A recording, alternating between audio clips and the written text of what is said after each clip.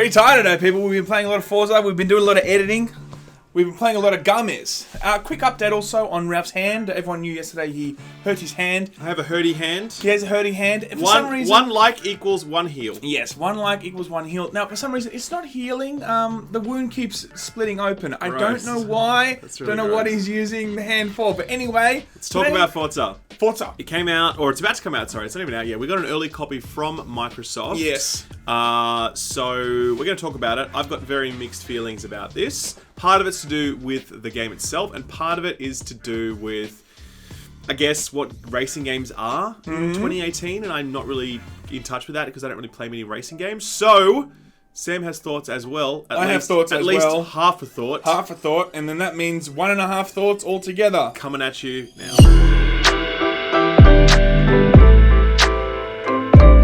Okay, so Forza has 2 games under its sort of like umbrella. It has the Motorsport series, and it also has Horizon. Okay, now Horizon is basically like the more chilled out version. It's more fun, it's more colourful. It's like this racing festival kind of thing, set in different locations. It was in Australia the last time they did Horizon 3. This time it's in the UK. You basically run around, you unlock cars, you do ridiculous racing events. That's it. It's like an open world racing game. You literally verse a train, okay? Yeah. You verse a hovercraft, and you verse bikes, which let's talk about that, because I mean the headline, the big events that you go through are called their showcase events. Yeah. And they are absolutely stunning. Absolutely incredible. Oh my god. And I know why. I mean, you know why they're there. It's to showcase Forza at its best. Yeah. So it is literally a case of you are racing a giant hovercraft going down a mountainside. Looks like a monster. It just looks, and then there's another one where you're racing a train, another one where you're racing a jet, and like, oh man, it's just nuts. The scale of it, the cinematography, the way they've like organized and synchronized it all, so that you're like jumping the minute that the hovercraft's going underneath you. It's just incredible. Beautiful. It's absolutely incredible. I do feel like the game is almost worth experiencing just for those like 5 or 6 I would missions. definitely agree with You that. know what I Yeah, mean? there's some of those moments. The beauty of it is it'll like slow-mo over those like train moments, or like, you know, just when you're about to win the hovercraft, it's like right there. Like, it's a great way of showing like the best of what you're going to experience with Horizon, for sure. Visually, the game is like absolutely stunning. It is. I mean, there's some games that come along and you're like, holy shit. And then Forza definitely fits in that category. The scenery is absolutely spectacular. Yeah, it is, definitely. The game, the cars themselves, some moments you're like, holy shit, it kind of looks like a real car. Like, it really is totally at that point. Yeah, it's quite stunning. Just the whole time, it's just. I mean, I don't play car games, but when I do, we're not huge car enthusiasts. No, we're not. To be honest, but when I do, it's kind of like I want it to look pretty. Yeah. And this game looks really, really pretty, definitely. and uses the setting really well as well. Like, because it's literally like coast to mountaintops to, you know, like cityscape. You know, you're driving around Edinburgh. All these places, they look brilliant. I just can't give the visuals enough praise. Yeah, it's really stunning. Yeah. I ran it on PC actually. I've tested it across 2 PCs. Both of them are 1080 Ti machines.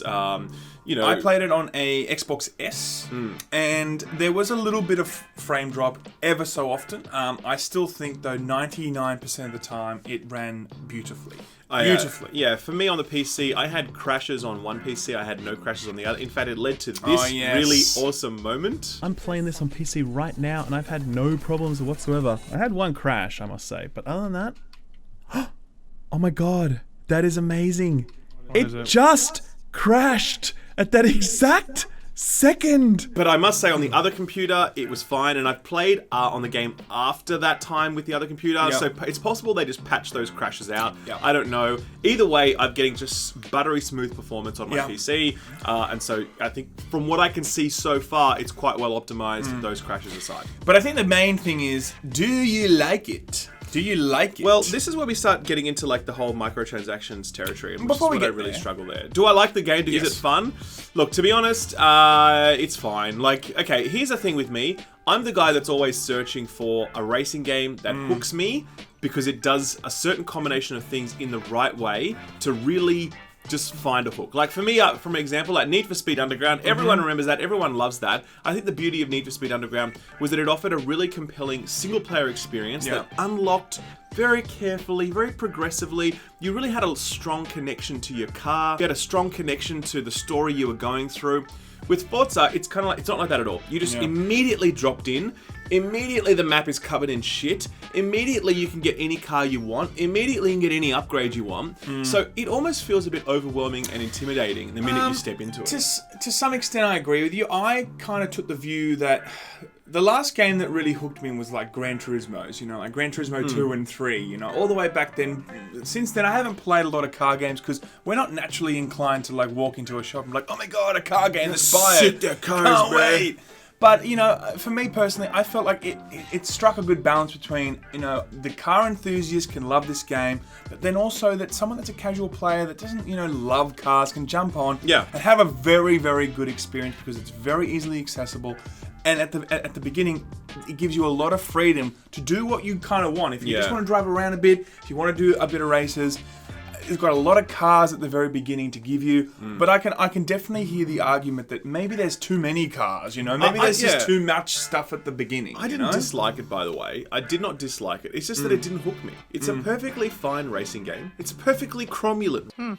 Never heard that word before. It's a perfectly cromulent word. I will say as well, one of the true strengths of it is how much choice it gives you. At any point in time, you can customize every part of the handling with driver assist, with ABS, with like, you know, you can have lines on the road to tell you when to brake.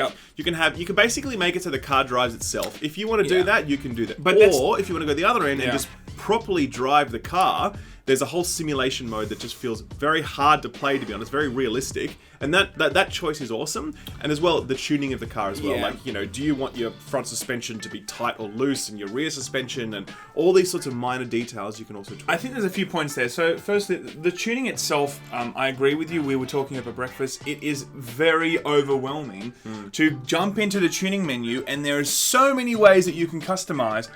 And you don't really know what the hell to do if you're just looking for, like, is it green? Like, in terms of, if it's a green little marker next to the upgrade, it's going to, you know, make the car better. If it's red, it's not, obviously. But then you'd look at your own stats. It didn't do stuff sometimes. It was very overwhelming. You really wanted to give maybe a small tutorial. Secondly, the whole, you know, rewind button and, you know, the marker on the road. The rewind button, by the way, is literally if you stuff up a turn, you can hold down the Y button and it will rewind the play and you can take the turn again. I think that is probably the biggest problem I've had with this game. For them to default in having that setting robs the player of any real, you know... You can turn it off. I turn it off straight away. You can turn it off, but what I'm saying is a lot of players will never think to turn it off. They'll just keep it on. A lot of people don't go through the settings and kind of tweak it to how they want. They'll just jump on and, you know, be ready for the experience that the default settings give them, you know? Maybe. But I find that, you know, for them to have put those in, it robs the player of the consequences of just being a shit driver. The amount of times I missed a turn, I'm like, all right, bye, see you later. You know, doesn't actually fully give you the experience. And every time you're taking a turn, you're not thinking, shit, if I fuck this up, I've lost this race, you know. If you as a player are a shit driver, if you're a little kid, for example, and you want your kids to play this, you want them to feel good, just turn everything up to 9, right? So that the car is just completely just perfect, right? Alternatively, if you want to have a really hardcore simulation experience, you can do that. It's up to you. But when it comes to microtransactions, our best buddy, okay, yet again, we are seeing some microtransactions in this game. It is a multiplayer game. It also is, of course, a single-player game. And it looks like those microtransactions cross over. You know, there is definitely the tides are turning when it comes to single-player experiences with microtransactions. And racing games especially do have their fair share of microtransactions in them. This one, we got the special limited edition, like, VIP pack with the James Bond special. We got basically the best of the best version from Microsoft, which gave us like a boatload of free, really powerful cars. And also it gave us a credit booster, so that every time you win a match, you win like 25% more credits. So, you know, first of all, I gotta say, I don't like all that sort of stuff. Like, you really feel like you're getting the poverty pack when you buy the base game. And if you're seriously going to play this game long term, you kind of feel really compelled to get that sort of like VIP upgrade for 25% bonus credits every time, because the credits is what you use to buy your car. If you're always getting 25% less than you could be, you're going to feel pretty shitty every time a race finishes. You know? So that already I don't like. I think actually it's really just a sneaky microtransaction model if you really think about it. It's like if you want to pay more now than you've paid, you know, a fair share of the microtransaction in-game purchases that we expected the poverty pack to pay, and then you can no longer need that so much because you're getting 25% extra credits. I mean, you can buy the cards easier, but then of course you're right. Like, and then the people that just want to buy the base game are penalized and are constantly then grinding harder for the cars. And on top of that, of course, they do have a microtransaction system in there that allows you to buy cars. There's car packs, or car passes, I should say. Yep. There's going to be expansions later on. There's specific, like, themed drops. Like, as I said, there's this 007 thing, which has a whole bunch of James Bond cars in it you can purchase. Yep. So there's all this stuff. And, I find that being able to buy whichever car you like immediately when you start the game kind of breaks the game as well. Because instead of having this progressive feeling of unlocking better and better cars. Okay, now I've got a V8. Now I've got a fucking sports car. Whatever. I don't know anything about cars, right? But instead, you just straight away we got a Zonda, just like one of the best cars in the world. Actually, take this, and we're like, it's like cool. 5 minutes in. Here's your Zonda. I'm like, finally getting the respect I deserve. You know what I mean? So it's kind of just that broke the experience to me. But that's what this sort of microtransactions do to a game like this. You can't have a carefully curated single player experience that unlocks progressively when you want to charge for stuff straight away. You just have to let the player spend and then immediately have the best car in the world. And when you're talking about racing games, it's definitely a pay to win situation if you like it or not. Because when you're racing someone else, the cars matter. The only way that the microtransactions won't matter is, of course, if they tweak the game. That doesn't matter if you're in a, Volkswagen and the person's in a Ferrari, they go the same speed. That's not going to happen in racing games, right?